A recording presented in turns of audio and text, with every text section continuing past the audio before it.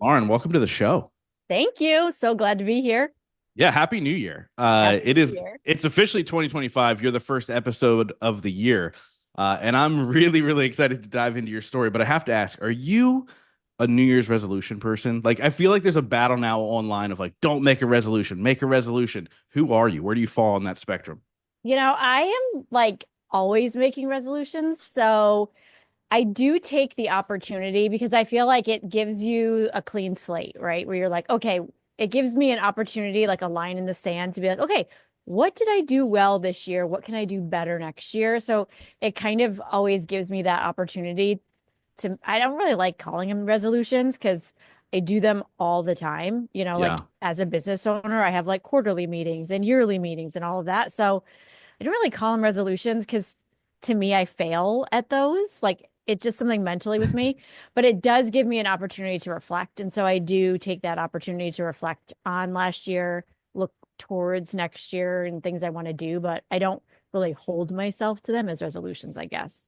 Yeah, I'm the same. I really thought about it this year and I was like, who am I? Because I saw so much discord online of people being like, you're gonna fail your resolution, don't set them, don't do this. And I realized that I'm more of like an intention setter. Like, what's my intention this year? And then, how can I align my actions with what that intention is? Mhm. And so like for me, like it's my intention this year is keep promises to myself, right? So what's that intention, right? So I need to make sure I'm putting myself first more. I need to make sure that I'm, checking things off my list and doing all those things. And that's what I love to hear. So I'd love to hear from you, like when you sit there and you reflect and you look back at last year and you're like, okay, this year, like what are you most excited for you personally and for your business this year going forward? Yeah. So one thing I'm super excited about for 2025 is really pouring into my team. So I have an amazing team in my company. And, one of the things that I really want to do is do like a team retreat this year, really pouring into my clients and, really leveling up, I guess, in our service and processes and all of that kind of a thing. We have some really amazing celebrity clients, so continuing to get myself out there and meet more people and go to more events is really what I'm excited about. And just continue to be top level service, as far as a business goes, as far as personal goes. I really have a couple of vacations that I want to take my kids on. I want to take them on their first cruise this year. And this past year was a very difficult year for me as far as work-life balance goes. It was a very big growth year for my company. We tripled our revenue this year. Wow. I quadrupled my staff this year. It was like a hustle year. Yeah. It sounds And like a stress year to it me. was a very stressful year and exhausting year. And I'm a single mom. So my Hmm. kids didn't get, I can't say the best version of me because they still got a present version of me, but I didn't get to take them on vacations. The school breaks that we had, we didn't go anywhere. So like I really want to kind of get that work-life balance back in 2025 now that I have a solid team, we have a scalable model and all of that.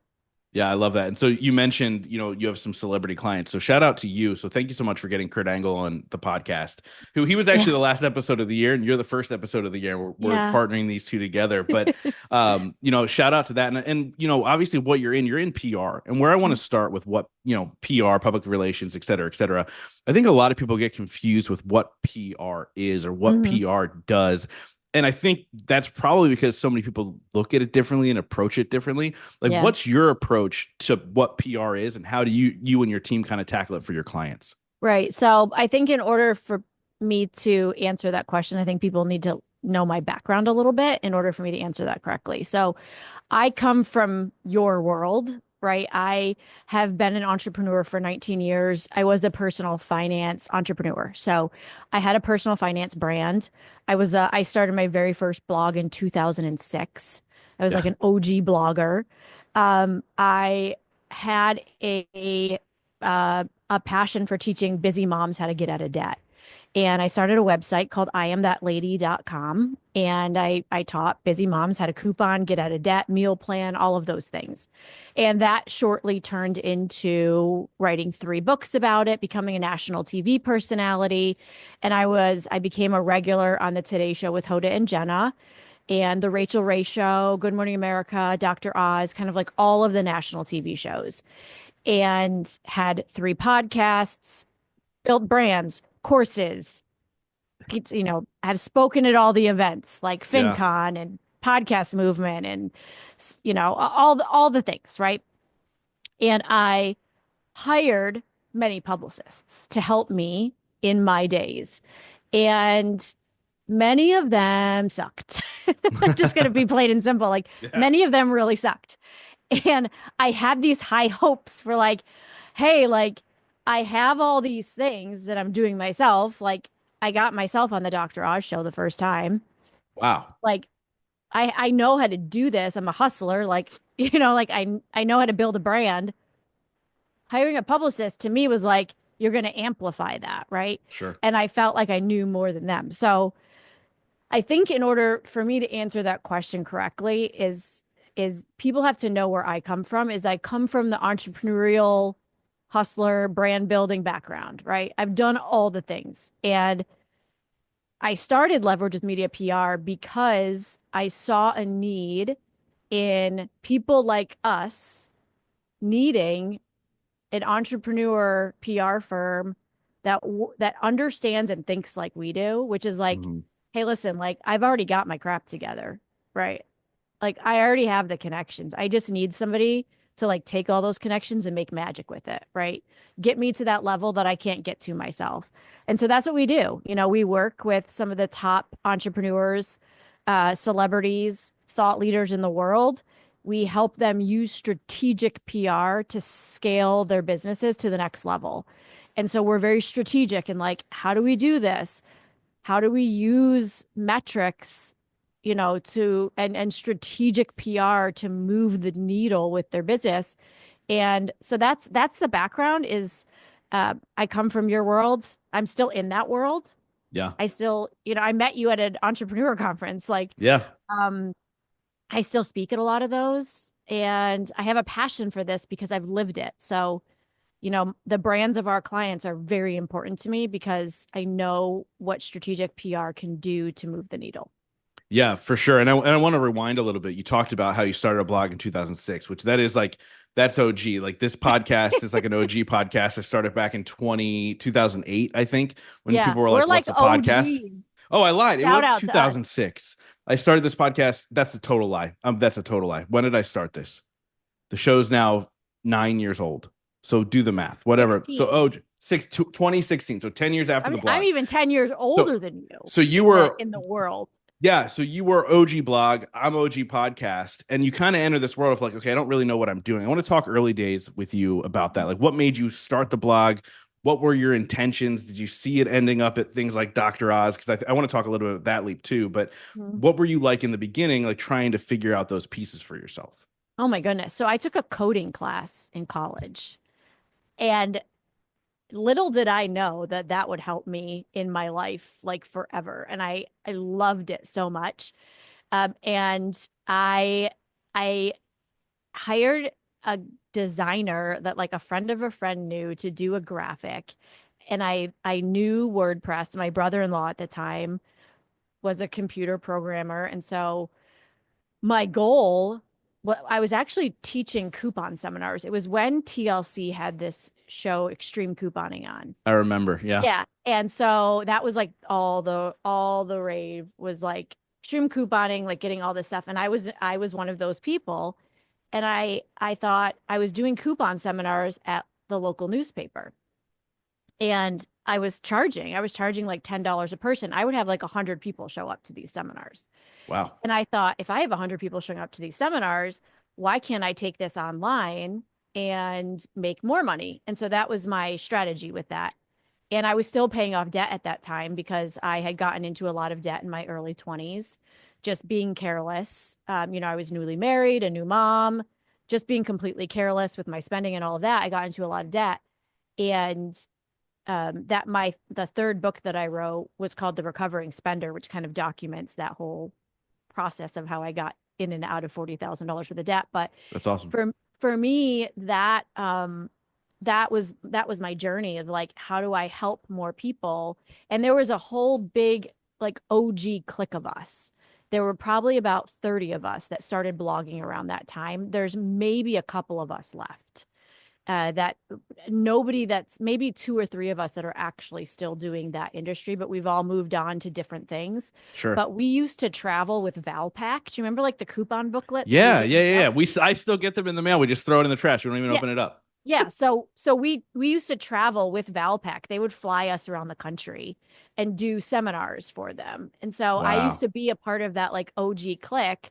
And it was like the wild, wild west. Like we did not know what we were doing, but I was making so much money. I mean, I was making, $10,000 a month off of people printing coupons off my website because I would get Mm, paid like 40 cents a click off of somebody wow. printing a coupon from my website. And, there weren't many of us. So, but we all worked together. It was a big team of all of us like helping each other out and trying to figure out how do we make money off the internet. Yeah. No, I love that. And I think collaboration is something that's overlooked so Oh, hard. it's so key. Like it's absolutely so key, but it's funny because you took this extreme couponing thing and it made you get to a place where you didn't need to extreme coupon anymore, right? Like Exactly. it's this You know what's wild funny thing. though is I am still super frugal regardless of how much I make. I'm like just a frugal person by nature with So am I. some things I'm not. Hmm. But, I actually just did a reel the other day where I rent all of my clothing that I do for speaking engagements and Really? TV appearances. I rent all of my clothing and jewelry. Like I hate shopping. Just like funny things like that I just don't like to spend money on. Yeah. By the way, I'm the same way. My wife's like, "Are you ever going to buy new jeans? Like, what are you doing? Like, it's time. It's time." And actually, I also need some new suits, but maybe because like I have to speak at this event where I have to wear a suit to a dinner, which I'm just like, come on, I haven't worn a suit outside of a wedding or a funeral in years. Maybe I'll No. just rent one. I think that's genius. Yeah, just rent one. Then you Yeah, don't have to I buy love it. it. So anyway, let's dive into this a little bit more. So obviously here you are, and you're like, okay, I'm doing this thing, and then you end up on Dr. Oz. Was that the first show you got onto? No, I had been doing local television for about 5 years, and they had Okay. asked me to be like their backup co-host. So I was doing a lot of like co-hosting locally. And then I believe the first national show I did was Fox and Friends. So I was Okay. doing Fox and Friends regularly for a while. I had gotten called by GMA, and then I did a Nightline, and then I got a Dr. Oz segment after that. So I had done a couple national like one-offs, but then I got a regular gig on Dr. Oz for a couple years.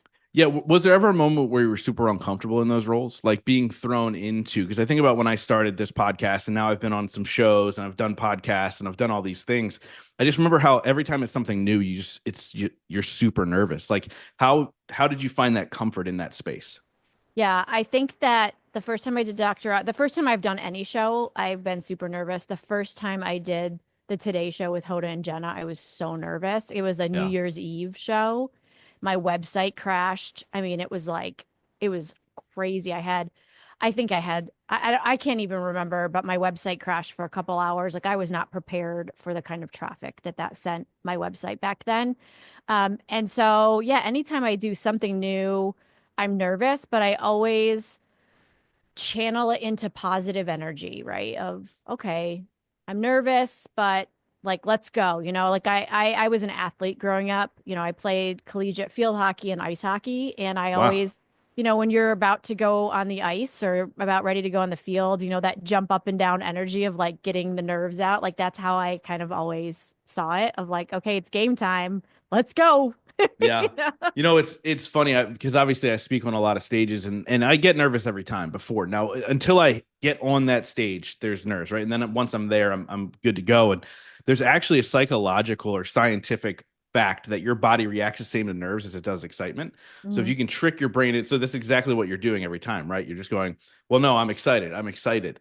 And I was thinking about my event as I was laying in bed last night because I have an event coming up in April, and I started to get nervous, right? Because ticket sales aren't where it's supposed to be yet. And what are we doing? How do we move the needle? And I started getting I was like, oh gosh, oh no, I started getting nervous, and I had to do that thing to get excited so I could actually fall asleep. I was like, this is such a Yep. great thing, and I think just having this conversation is so important for entrepreneurs to hear, because I think sometimes the nerve stops them from taking that next step, right? Mhm. Like, yes, you started with the blog and then you started to speak on stages, but if you didn't take that next step to get the PR, then where would you be, right? Mhm. And so let's talk a little bit about PR, getting eyeballs on yourself, how you do this for your clients. But most importantly, I think a lot of people think, oh, if I get the eyeballs, all of a sudden I'm just going to be rich. There's Right. so much more to it than that. Talk a little bit about the importance of having it set up correctly before you get the eyeballs on you. Yeah, no, I think that that's a great point. And I always say it always starts with strategy, right? Of how are you, when you get the eyeballs, are you ready for the attention, right? A lot of people will come to me for like a call of like, okay, I'm ready for PR. And we're very selective with the clients that we work with. And for me, it's because you have to be branded and ready for public relations for, we are master storytellers.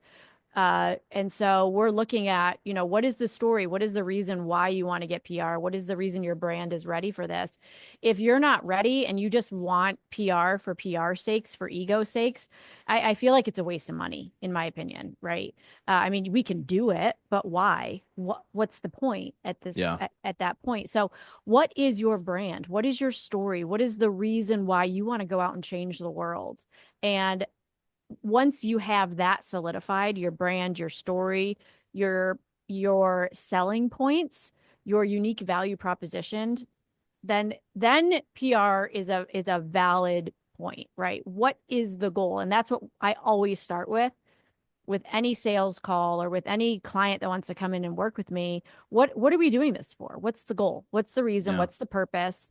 And we do a lot of like strategic book launches when people have books come out or events that come out and um personal branding PR. They want to be the best or the most well-known person in their industry.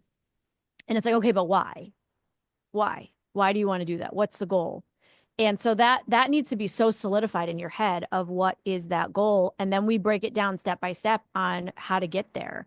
So if the goal is, let's say, to you know get 100 million podcast downloads, right?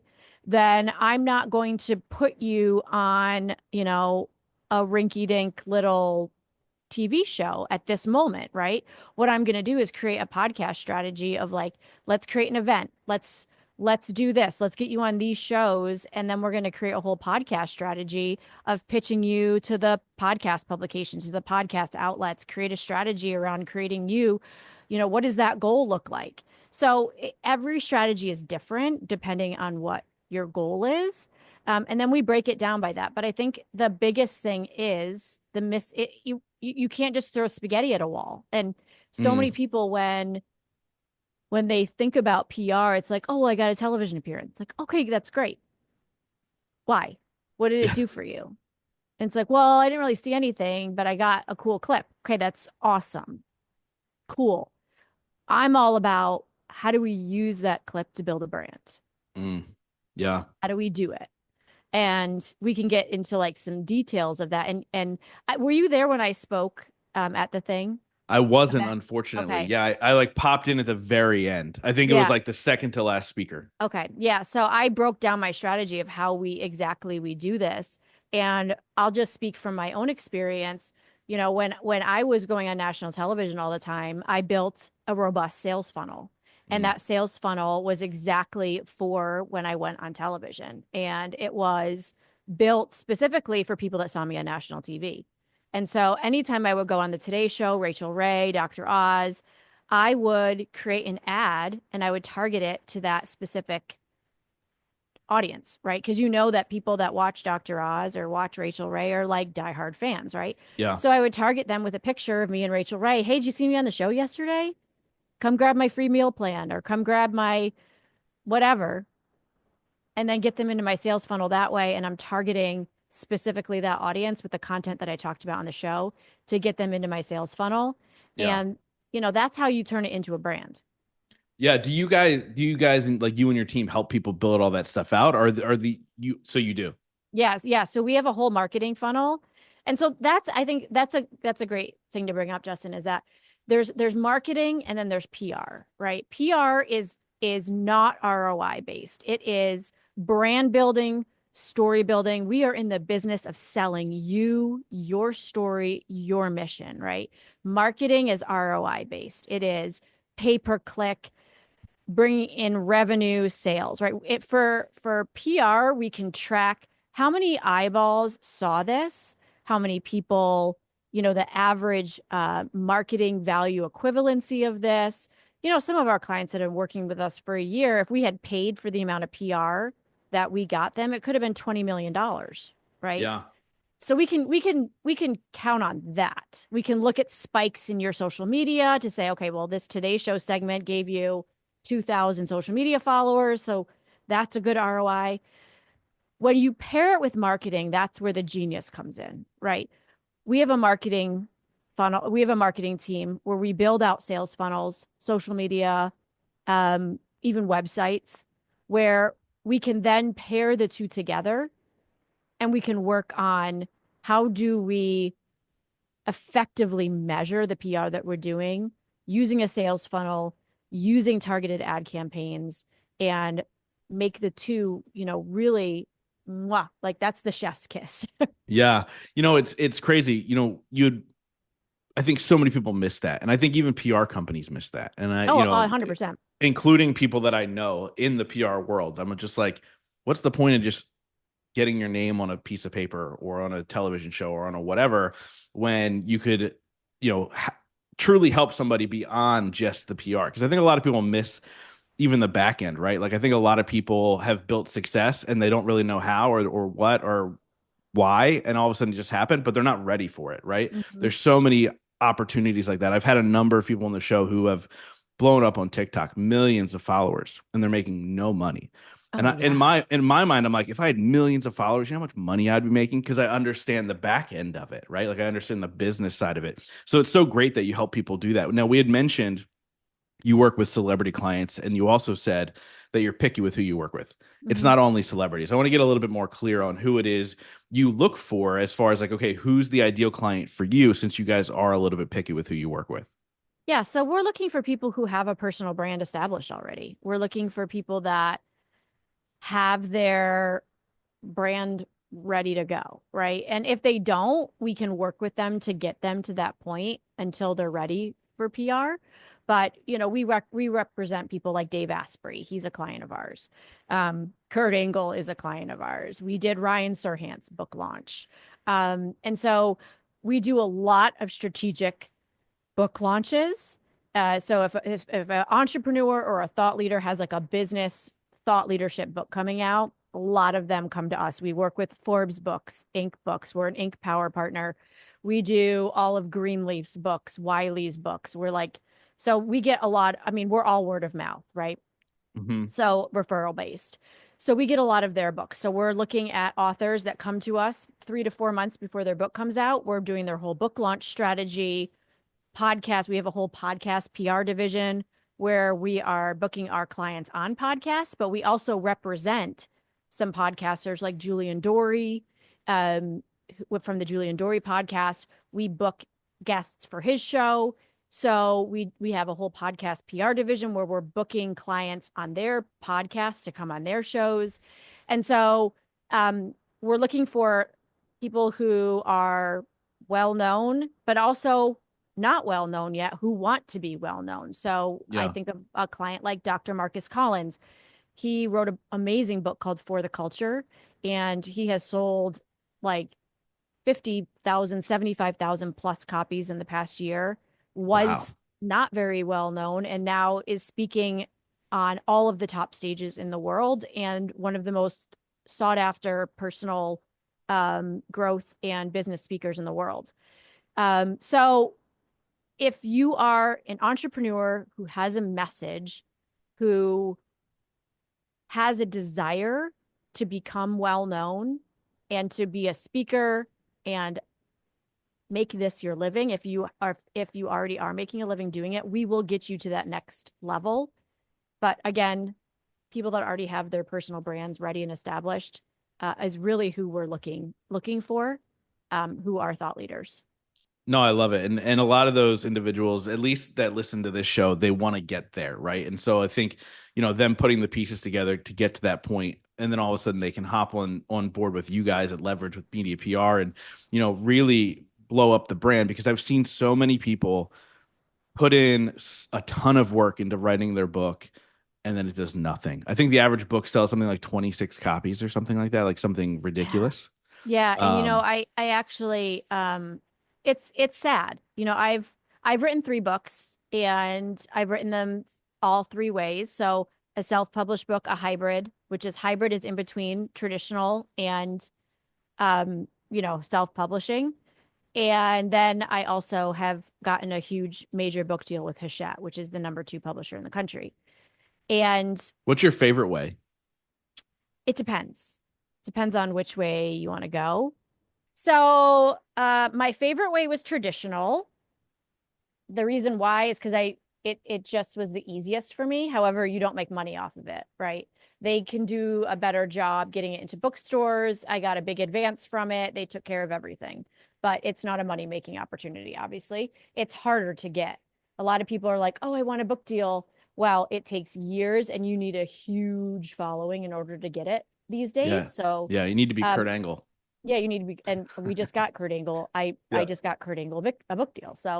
Um, so I'm excited about that. So we also will work as literary agents. I'll work as a literary agent for a lot of our clients and get them a book deal as well, if That's that's awesome. something that they want to do. So, um, hybrid is kind of the most popular right now. So a company that I work a lot with is Greenleaf Publishing. That is a very popular method. You're going to pay a lot of money out of pocket, maybe $30,000, Wow. between 20 and $30,000, but you're going to get a really nice product. What a lot of people don't realize is they want to hit these, I want to hit the New York Times bestseller list. Okay, I know how to do it. You're not going to do it with a self-published book. They don't Yeah. take them. So Right. people need to know the rules that they're playing by. And I meet with people day in and day out. And in order to hit the New York Times, there's a strategy. I know how to do it. We're working on two New York Times bestseller campaigns right now. It's a lot of work. You need a year to do it before the book comes out. And you need to have a either a hybrid or a traditionally published book. You can't do it self-published. So like people need to know the game, the rules that they're playing by. Yeah.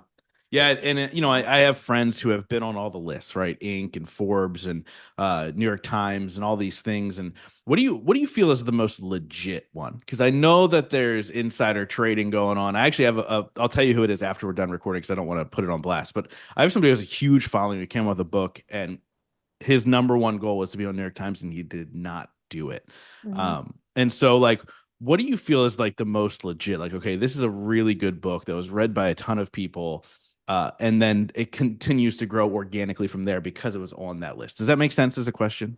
I think the New York Times is still you it's the hardest one to get on. You have to sell the most amount of books, but it's the hardest one to buy yourself on. So the Wall Street Journal was discontinued because it was the easiest to buy Hmm. yourself onto that list.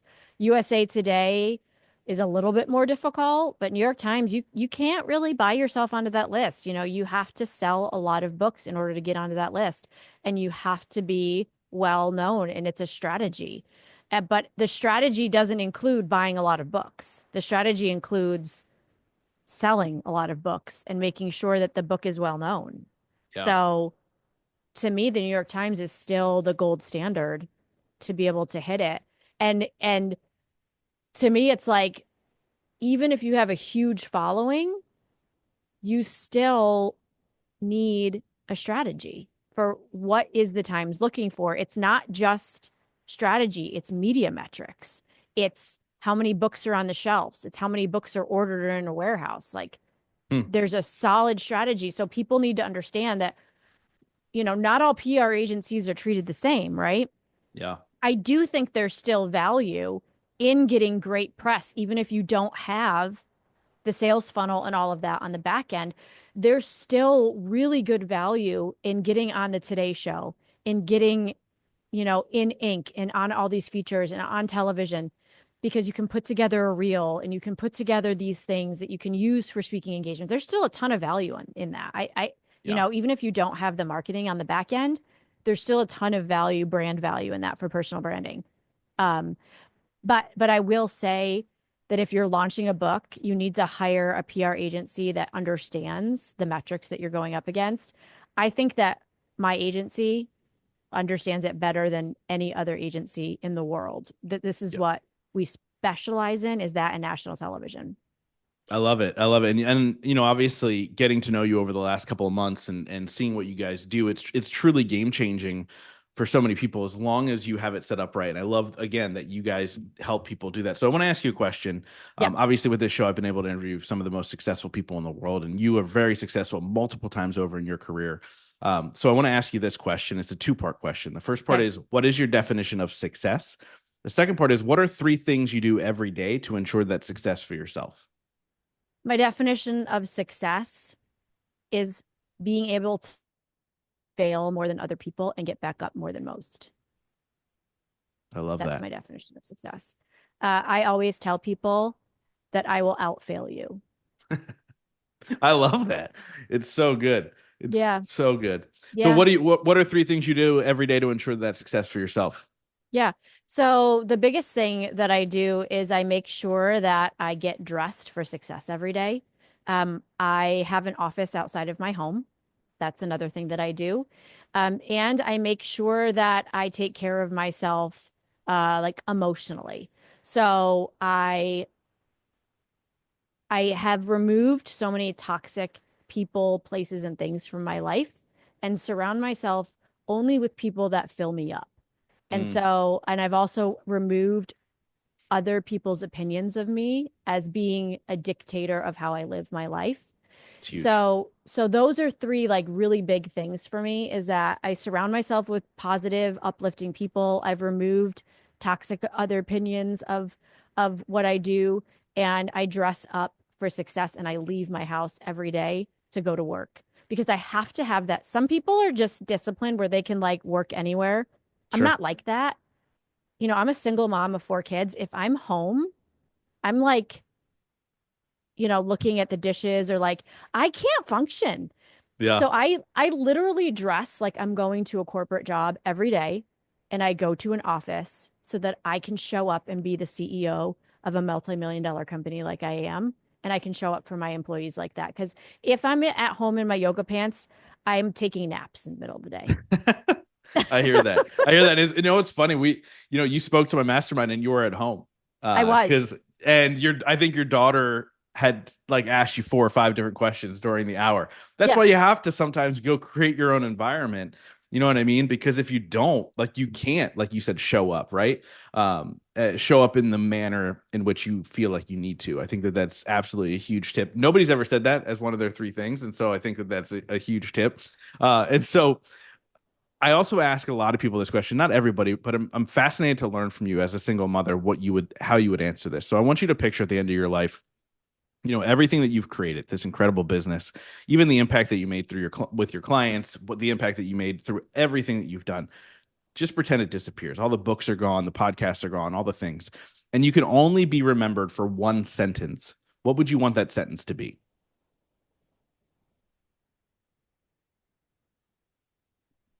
So I always think that I want people to remember how I made them feel, right? That, and so for me, I would want everybody to feel that they are important and what they value matters. So Mm, to me that's key. Because if I walk away from a conversation or a podcast or a conversation with my kids or my friends or my clients, I want them always to feel like better about themselves, their life, their purpose. And so to me that's what I would want them to feel like. I think about that a lot of times, like at my funeral, what do I want people to remember me by? And I want them to remember me by like Lauren always made us feel like important and special, and like what I wanted you know, mattered to her. yeah. So to me, that is how I run my company. That's how the culture of my company is run and how our clients feel when they work with us. And in our core values as a culture of the company. And I think that's a big reason of our success as well. I love it. Just so you know, I had a medium on the show, and the episode blew up. His name is Vincent Jenna, and he actually says that yes, if you would like to, after you pass, you can go to your funeral and Oh, see what happens. And if you're into that thing, I was like, okay, that would be amazing. I'd yeah, love it. unless you go there and there's three people there. So, I hope I have four kids. So, I oh yeah, mean, done. You're better than. maybe if four people are there, then I'd be like, okay, at least my kids came. There you go. I love it. I love it. So I wrap up every single interview with the same question, but before we get there, let's get to the important stuff. How do people find you online? How do they start working with you? What's all the information? Yeah, so our website is leveragewithmedia.com, and they can go there, and there's a booking link right on there that they can schedule a call with me. I still meet with every single person that's interested in working with us, Wow. and that's really important to me. So they can schedule a call with me right from that button. I would love to meet with anybody who's interested in learning more about us and fits like the criteria of, what we're looking for. Our rates are anywhere between 5,000 and 10,000 a month, just to let everybody know that, Yeah. right out of the gate. And, that's a passion of mine. They can find my personal Instagram at Lauren_Cobello. And then our Leverage with Media PR Instagram is up there as well. I love it. Lauren, like I said, I wrap up every single interview with the same question. Since the show is called The Growth That Movement, that question is, in your life, what's been your biggest moment of growth? Biggest moment of growth has been when I sold my personal finance company to start Leverage. As a single mom, like I was terrified. Obviously, I was known for this personal finance company and being a national TV personality. And I actually called my friend who was the producer at the Rachel Ray show, and I told her this was a very like monumental moment for me. Stepping down from the Rachel Ray show was something that I always had wanted. And I called her and I said, I just wanted to let you know that I am stepping down from my position at the Rachel Ray show. And I got paid to do that show. Yeah. And that was a big moment for me. And to start this company, I actually sold my house. I had an RV and a boat. I sold both of those, and I Wow. rented a very tiny home for a year to start up this company. And there were many months where I could barely afford to pay my rent at that house. And I sat down and I told my kids, I said, kids, I have such belief that this company will succeed. And I just want you to know that in 1 year, we're going to build this $2 million company. Just watch me. And in 10 months, I was able to sit them back down and said, guys, we did it. And so that to me was the biggest monumental shift in my life, not only to show my kids that as a single mom of four kids, that you can give up something old that doesn't suit you anymore, but that you can start something new, at in your 40s as a single mom. But go out there and do what you're passionate about and absolutely kill it. And they got to watch that. To me, meant more than anything that I've ever done before. I love it. And that's so powerful. And congratulations to you for being able to create that success for you and your kids and all the fun Thank things you. in between. So thank you so much for coming on and sharing your wisdom with my audience. And more importantly, thank you so much for helping people get their voices heard. I think that's truly what you do. Yeah. These messages that are being said are super important, and it's just phenomenal. Thank you so much. Thank you so much for having me.